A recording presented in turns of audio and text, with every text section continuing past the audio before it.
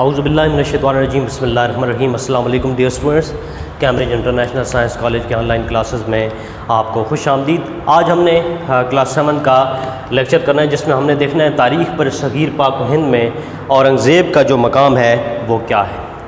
تو اورنگزیب کو ایک خاص مقام جو ہے وہ حاصل ہے، اور اس میں کیونکہ وہ بچپن سے ہی بڑا ذہین تھا، نڈر تھا، پرہیزگار تھا، ٹھیک ہے جی، اور محنتی اور فرشناس شخص تھا، ٹھیک ہے جی، محنتی اور فرشناس حکمران تھا، جو حافظ قرآن بھی تھا اور اسلامی علوم پر اس کی بڑی گہری نظر تھی۔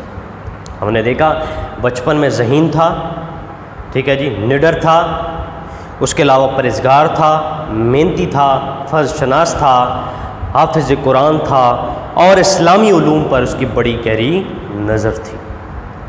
اس نے اپنی نگرانی میں اس وقت کے جو جید علماء کرام تھے ان سے فقہ کی ایک ذہین کتاب تیار کروائی، اور اس نے اپنی حکومت کو دستور العمل بتایا، ٹھیک ہے جی، کیا بنایا؟ دستور العمل بنایا۔ اس کے اندر جو خوبیاں موجود تھیں میں نے آپ کو بتائیں، تو اس نے ایک کتاب جو ہے وہ تیار کروائی، اور اس کے مطابق اس نے اپنی حکومت کو دستور العمل کیا بنایا جی؟ دستور العمل، ٹھیک ہے، عمل کا جو دستور تھا، دستور العمل، وہ اس نے اپنی حکومت کو بنایا۔ اورنگزیب نے اپنے انتظام سلطنت کو ہر طرف سے پر جو ہے وہ اس کو بھرپور توجہ دی، اس نے اس کا بہت زیادہ جو اس نے اس چیز کا خیال رکھا۔ وہ بادشاہت کو اللہ تعالیٰ کی امانت سمجھتا تھا، ٹھیک ہے جی، جس طریقے سے ہر مسلمان جو حکمران ہے اسے پتہ ہے کہ حقیقی جو بادشاہ ہے وہ اللہ تعالیٰ کی ذات ہے، ٹھیک ہے جی، تو ہمیں اس کے سامنے جواب دہ ہونا ہے۔ تو اس کا عقیدہ تھا کہ اگر بادشاہ اپنی ذمہ داری کو پورا نہیں کرتا تو قیامت کے روز اللہ تعالیٰ اس سے اس کی باز پرس کریں گے، ٹھیک ہے جی، اور اس کی پوچھ گچھ جو ہے وہ ہوگی، اور وہ عدل و انصاف کا بہت خیال رکھتا تھا۔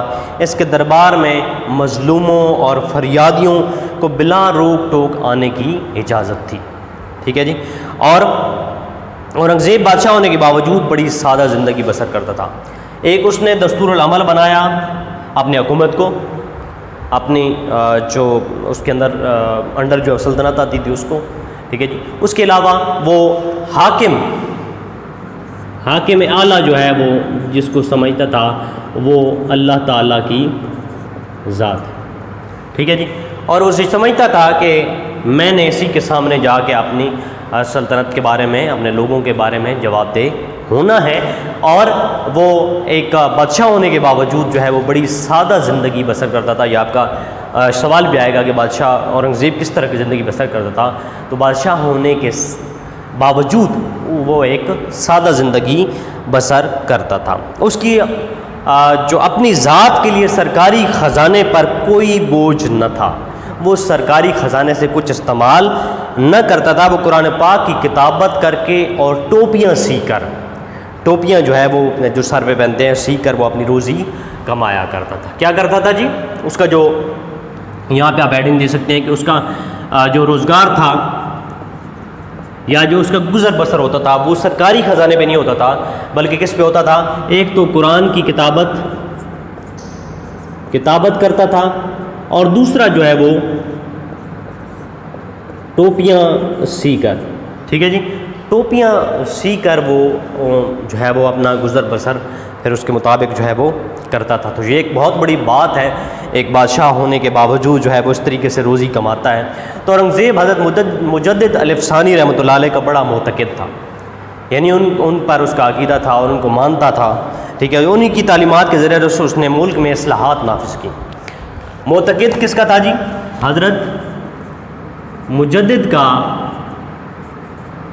معتقد تھا، ٹھیک ہے جی، اور اسی کی وجہ سے، اسی کی محبت میں اس نے کیا کیا کہ ملک میں اصلاحات نافذ کی۔ کیا کی؟ اصلاحات نافذ کی، بہتری لانے کے لیے، اصلاح سے ہے اصلاحات، بہتری لانے کا۔ اورنگزیب کو فن تعمیر سے لگاؤ تھا، ٹھیک ہے جی، اس کا جو لگاؤ کس کی چیز سے تھا اس کو ہم دیکھتے ہیں کہ فن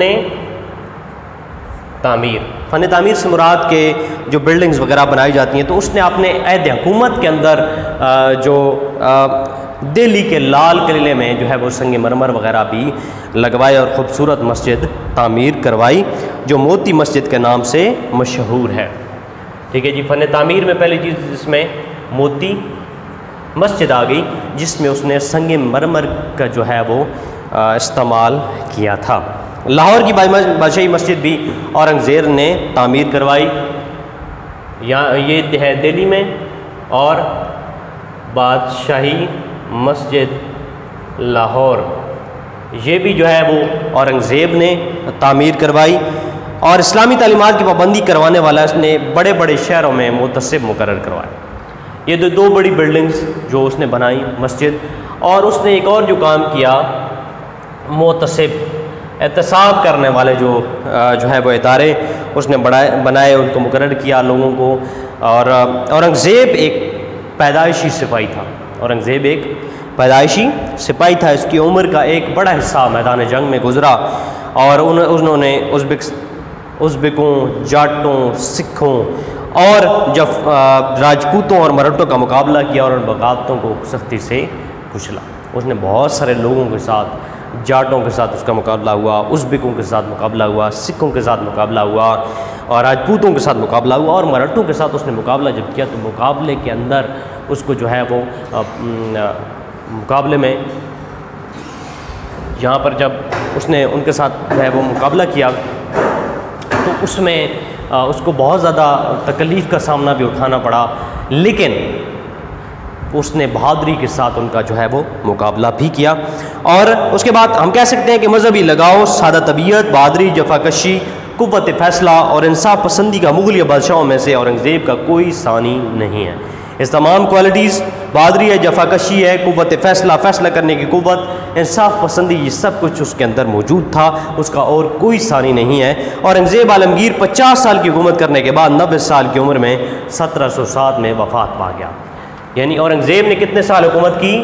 50 سال حکومت کی، 50 سال اس نے حکومت کی، اور اس نے زندگی پائی 90 سال زندگی۔ وفات اس کی ہوتی ہے 1707 میں، ٹھیک ہے جی، 1707 میں اس کی وفات ہوتی ہے۔ 90 سال اس نے زندگی پائی اور اس نے 50 سال حکومت کی۔ 50 سال ایک بہت بڑا عرصہ ہوتا ہے، ٹھیک ہے جی، بہت بڑا عرصہ ہوتا ہے 50 سال اس نے جو حکومت کی۔ تو حکومت اس نے کس طریقے سے کی؟ کیونکہ اس کے اندر یہ کوالٹیز جو ہے وہ موجود تھیں جس کی وجہ سے اس نے حکومت کی۔ تو اس کو ذرا اسٹوڈنٹ ریوائز کرتے ہیں ہم۔ آج کا ہمارا یہی لیکچر تھا کہ برصغیر تاریخ پاک و ہند کی جو تاریخ ہے اس میں اورنگزیب کو مقام کیا حاصل ہے۔ سب سے پہلی چیز تو یہ کہ اس کے اندر جو کوالٹیز موجود تھیں، نڈر تھا، بہادر تھا، ٹھیک ہے جی، جفاکش تھا، محنتی تھا، اور فرض شناس تھا، اور جو ہے وہ یہ خیال کرنے والا تھا کہ میں نے اللہ تعالیٰ کے سامنے جواب دہ ہونا۔ دستور العمل بنایا اس نے، اپنے حکومت چلانے کے لیے اس نے اس کو رائج کیا۔ اس کے بعد سب سے پہلی جو بات ہے کہ وہ اپنے آپ کو اللہ تعالیٰ کے ماتحت سمجھتا تھا کہ حاکم اللہ تعالیٰ کی ذات ہے، اور اللہ تعالیٰ کو میں نے جا کے جواب دینا۔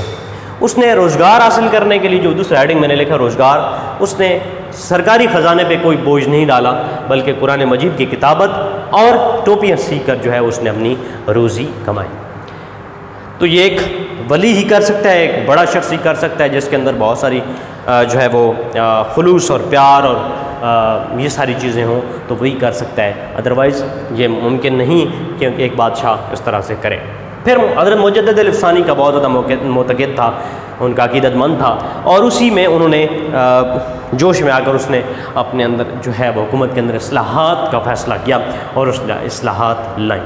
اس کے بعد اس کو جو ان چیزوں میں لگاؤ تھا، فن تعمیر میں بہت زیادہ لگاؤ تھا، اسی میں اس نے موتی مسجد جو ہے وہ دہلی میں تعمیر کروائی، اور اس میں سنگ مرمر بھی لگوایا، اور بادشاہی مسجد لاہور بھی اسی کی بنائی ہوئی بلڈنگ ہے۔ اس کے بعد محتسب اس نے مقرر کیے کہ احتساب کریں لوگوں کا، ٹھیک ہے، اور تاکہ ہمارے جو ملک کے اندر، ہماری سلطنت کے اندر کسی قسم کا کوئی بگاڑ پیدا نہ ہو، کوئی بھی کرپشن نہ کرے، کوئی بھی اپنے لیے مال نہ بنائے، بلکہ حکومت اپنے وطن کے لیے، اپنی سلطنت کے لیے کام کریں۔ اس کے بعد اس نے جو ہے اس کے اندر جو بہت ساری کوالٹیز تھیں، ٹھیک ہے جی، اور وہ اپنی جو خصوصیات کا مالک تھا، ٹھیک ہے جی، اس کا مقابلہ کوئی بھی مغل حکمران نہیں کر سکتا۔ تو اس نے 50 سال حکومت کی، ایک بہت بڑا عرصہ ہوتا ہے۔ اس نے 90 سال زندگی پائی اور 1707 میں آخر وہ اس دنیا کو چھوڑ کر چل گیا۔ تو یہ تھا اسٹوڈنٹ آج کا آپ کا لیکچر۔